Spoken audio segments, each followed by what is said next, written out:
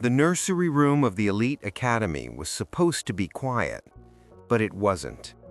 The baby had been crying for hours, his face red, his lips cracked, his little fists slowing down from exhaustion. Naomi Brooks, a 29-year-old black teacher, couldn't take it anymore. She picked him up, smelled the sour bottle, and realized the truth: he was starving. And she still carried milk from the child she had lost only weeks before. Shaking, with tears in her eyes, she sat in the rocking chair by the window. "Please, little one, let me help you." And the moment she pulled him close, the crying stopped. The boy latched desperately, drinking like he had found life again. For the first time, silence filled the room. But then, the door slammed open. James Whitmore, billionaire tech mogul, barely in his 30s, stood frozen in the doorway. His eyes widened in shock, then narrowed in fury. His voice cracked like a whip across the room. "What the hell are you doing with my son?" Naomi flinched, clutching the baby tighter. Her face flushed with fear, but the child kept nursing, calm at last. "Mr. Whitmore, please, he was starving. The bottle was spoiled." "Shut up!" James stepped inside, his face red with rage, his fists clenched. "You think you can just put your hands on my son? My son? Are you insane?" Naomi's lips trembled, but she didn't move. "He would have died if I hadn't—" "Put him down!" His words came out like thunder. The baby, safe in Naomi's arms, let out a tiny sigh and drifted into the first peaceful sleep of his short life. For a moment, even James hesitated. He had never seen his son like that. But pride burned hotter than truth. "You're finished here," he growled. "Get out of my school! Get out of my sight!" Naomi's eyes filled with tears. She pressed her cheek against the baby's head one last time before slowly laying him back in the crib. He stirred, searching for her, his tiny hand reaching out. James ignored it. He grabbed the crib rail and glared at Naomi with disgust. "You'll never come near my son again." Naomi turned, her legs weak, her heart breaking, as the baby whimpered softly behind her. And when the door closed, silence fell again. But this time, it was the silence of judgment, heavy as stone. The echo of James's words lingered in the hallway as Naomi walked out, her heart pounding. Teachers and staff froze as they saw her, the whispers already starting. She kept her head down, clutching her sweater tight, praying no one noticed the tears streaming down her face. Inside the nursery, James leaned over the crib, staring at his son. The boy had fallen asleep instantly in Naomi's arms. Now, without her, he stirred, restless, tiny lips searching, a whimper escaping. James clenched his jaw. "No," he muttered. "You'll learn to live without her." But by the next morning, the whispers had spread like wildfire. "She was breastfeeding him, did you hear? In the nursery with her own milk.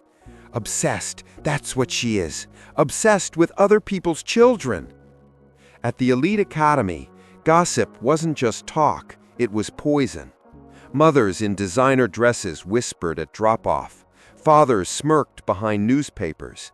Teachers exchanged uneasy glances. By lunchtime, Naomi's name was already stained. Some looked at her with pity, most with disgust. In the teacher's lounge, one colleague murmured, "You shouldn't have done that, Naomi. People will never understand." She cracked as her voice answered, "He was starving. What was I supposed to do? Just let him scream until he fainted?" No one replied. The silence was worse than the whispers. That evening, James received the first call. "Mr. Whitmore," a board member of the academy said stiffly, "parents are concerned. They're saying your son's teacher behaved, inappropriately." James pinched the bridge of his nose. "She's already gone. I fired her on the spot." "Good, the voice said coldly. "For your family's reputation, that was the only choice."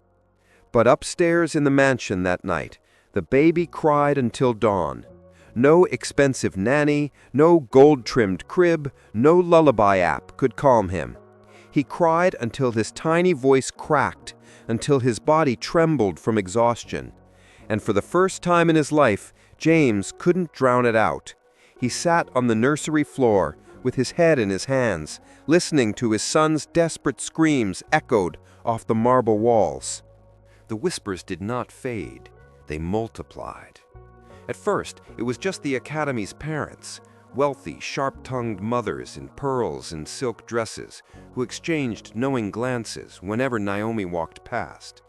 Then the fathers joined in, smirking behind folded newspapers, muttering words like obsession and unfit. Within days, the gossip slithered beyond the school gates, creeping into cafes, salons, and church pews. By the end of the week, Naomi could not step into the grocery store without feeling eyes drilling into her. A woman tugged her toddler closer, whispering loudly, "That's her, the one who tried to replace the mother." A cashier avoided her gaze, fumbling with change as if touching her hand might taint him. Naomi's world became a maze of hostile stares and venomous whispers. Each glance was a blade. Each laugh behind her back was a wound. She wanted to scream, to shake them, to tell the truth, that she had only acted because the child was dying in her arms. But the more she tried to defend herself, the more they twisted it. She lost her baby. She wants someone else's. She's unstable, dangerous. She crossed a line no one should cross. The cruelty of it suffocated her. At night, she lay awake in the spare room of a friend who pitied her enough to offer a mattress. Her body betrayed her daily, breasts still aching, still producing milk, a painful reminder of the child she had lost. She wept silently into the pillow, whispering the baby's name she had overheard once in passing. "Ethan. Are you safe, little one? Do you still cry for me?" Every morning, Naomi's reflection grew more unrecognizable. Hollow eyes, pale skin, lips cracked from sleepless nights. She looked like grief incarnate. And still she whispered to herself, "I did the right thing. I saved him." But the world would not let her believe it. Meanwhile, inside the Whitmore mansion, the silence of wealth had shattered.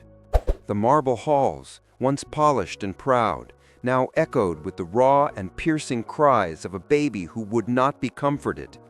Ethan screamed until his tiny body shook, until his cries turned hoarse and his breaths ragged.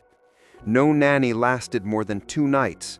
James had hired the best, women with decades of experience, credentials longer than resumes, recommendations from the city's elite, but each of them cracked under the storm. "He pushes me away," one sobbed, dark circles under her eyes. "I've never seen a baby reject touch like this." "He won't eat. He screams in my arms," another whispered, her hands trembling. "It's like he's grieving." By the 3rd week, Ethan's cheeks had hollowed, his skin pale. His tiny wrists felt fragile, bird-like, when James tried to hold him. And worse than the crying were the moments of silence, when Ethan lay in his crib, eyes dull, body limp, refusing even to cry. The pediatrician's words pierced James' armor like a dagger. "Physically, he is fine, but emotionally, Mr. Whitmore," the doctor hesitated, choosing his words carefully. "Babies form bonds. When those bonds are broken, they don't just cry, they mourn, and sometimes they stop thriving." James slammed his fist on the counter, the sound echoing in the sterile room. "You're telling me my son is grieving, like a widow?" The doctor's gaze was steady, calm. "I'm telling you, your son is searching for someone he trusted, and without her, he feels abandoned." Her. The word hung in James's mind like a curse. That night, he sat on the nursery floor in his designer suit, undone tie hanging from his neck, as Ethan screamed until his throat was raw. James tried everything: rocking, singing, feeding, pacing. The boy twisted in his arms, rejecting every touch. And then, as if to punish him, Ethan turned his head and wailed harder, tiny fists pounding James's chest as if to say, "You are not the one I want." James's hands shook. He had built empires, crushed rivals, outsmarted entire markets. Yet here, with his own son, he was powerless, useless. As the hours stretched into dawn, James realized a truth he could no longer bury. He had all the money in the world, but nothing that his son truly needed. And the only one who had given Ethan peace, the only one, was the same woman he had thrown to the wolves.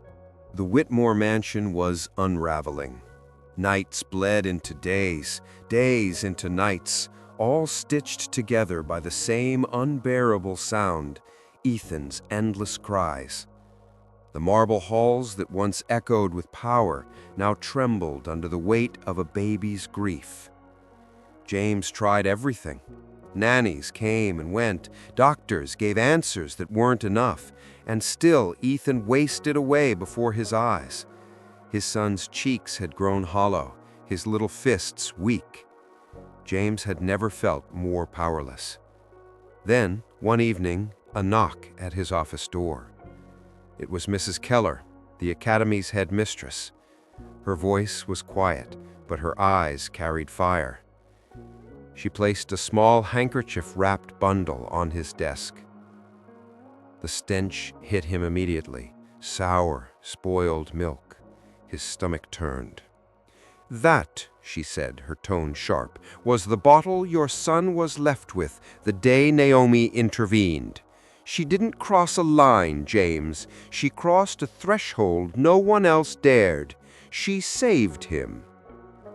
James's jaw tightened, shame burning hot across his skin. But Mrs. Keller cut him off, her voice trembling with contained rage. "Do you realize what you did? You threw away the one person who cared for your son as if he were her own. You let gossip decide her fate. And while you silenced her, your son has been crying for her every night since." The truth hit harder than any boardroom defeat. Images flooded his mind. Naomi's trembling arms holding Ethan, the baby's sudden peace, her desperate plea. He was starving. And now, Ethan was starving again. Not for food, but for her. James rose abruptly, his chair crashing to the floor. His reflection in the glass wall looked like a stranger, a billionaire stripped of power, a father stripped of pride. "Where is she?" he cracked. "Tell me where she is." Mrs. Keller hesitated. "She's been staying on the south side, a friend's spare room. But James," her words softened, though her gaze cut deep, "she isn't the one who failed your child. You were." The truth hit harder than any boardroom defeat. Images flooded his mind. Naomi's trembling arms holding Ethan, the baby's sudden peace, her desperate plea. He was starving. And now Ethan was starving again. Not for food, but for her. James rose abruptly, his chair crashing to the floor. His reflection in the glass wall looked like a stranger, a billionaire stripped of power, a father stripped of pride. "Where is she?" he cracked. "Tell me where she is." Mrs. Keller hesitated. "She's been staying on the south side, a friend's spare room. But James," her words softened, though her gaze cut deep, "she isn't the one who failed your child. You were." The sentence sliced through him. For the first time, he didn't fight it. He bowed his head, shame heavy in his chest. Upstairs, Ethan wailed again, the sound ragged, desperate, breaking.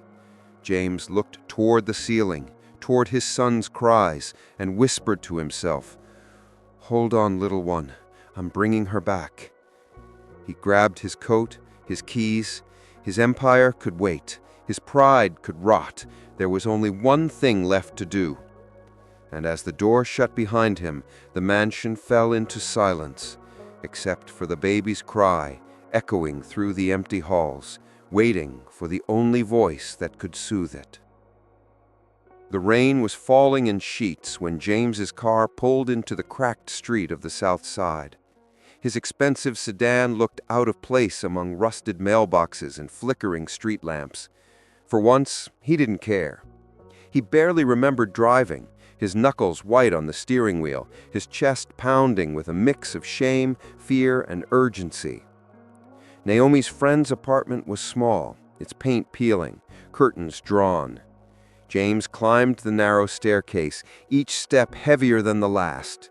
His polished shoes clicked against the chipped tiles, a sound too loud, too foreign for this place. At the door, he froze, suddenly unsure of himself. For a man who had faced senators and CEOs without blinking, knocking on this door felt like stepping into trial.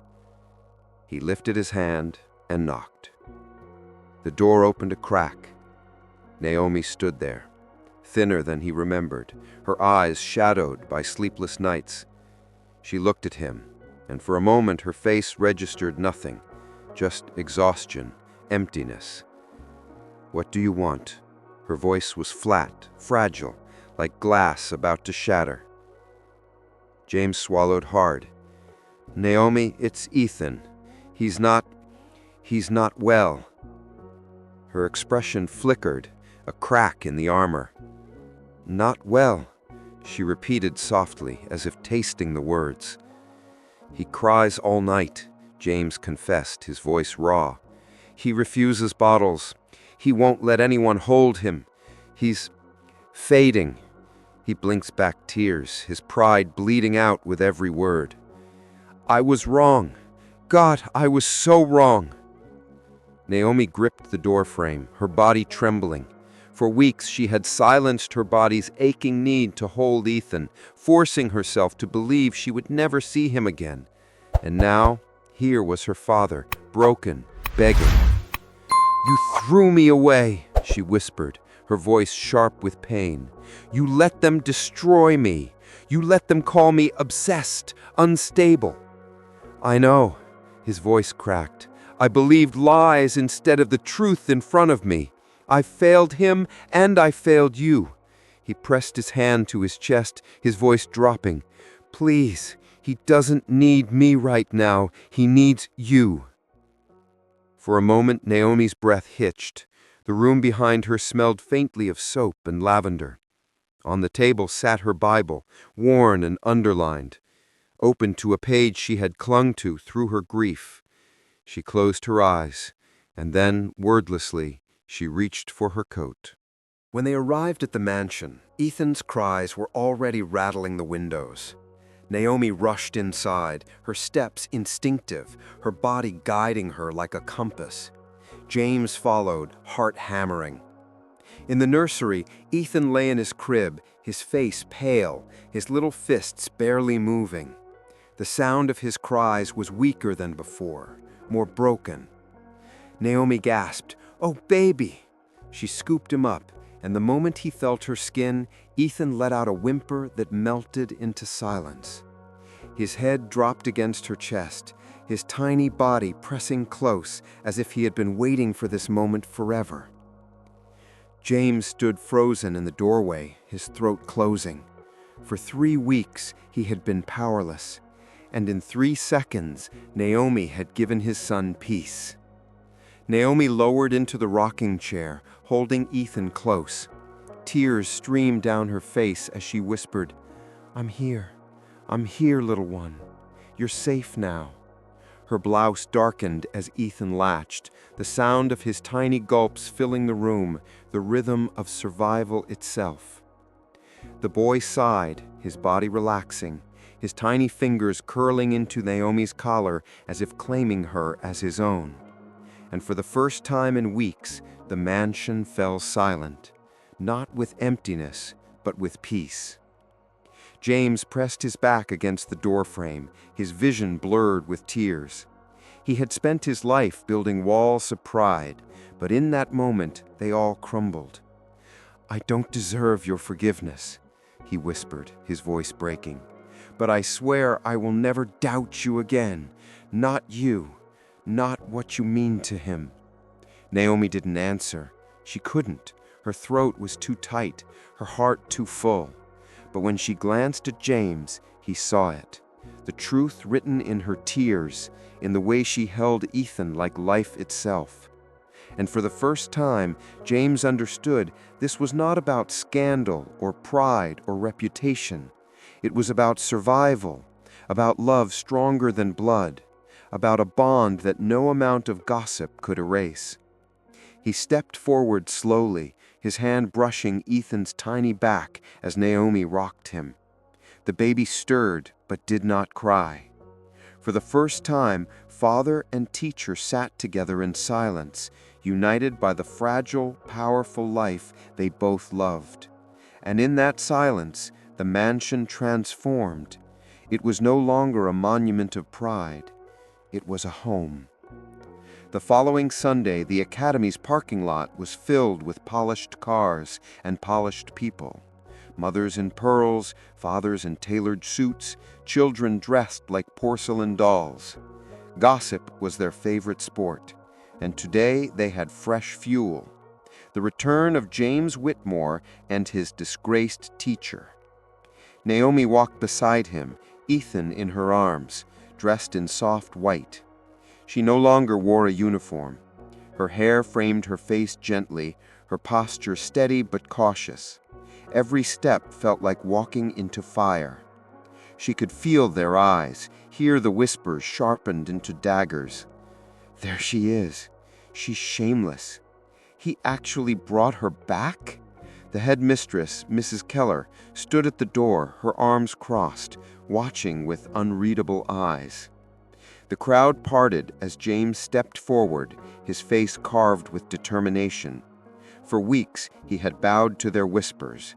Not today.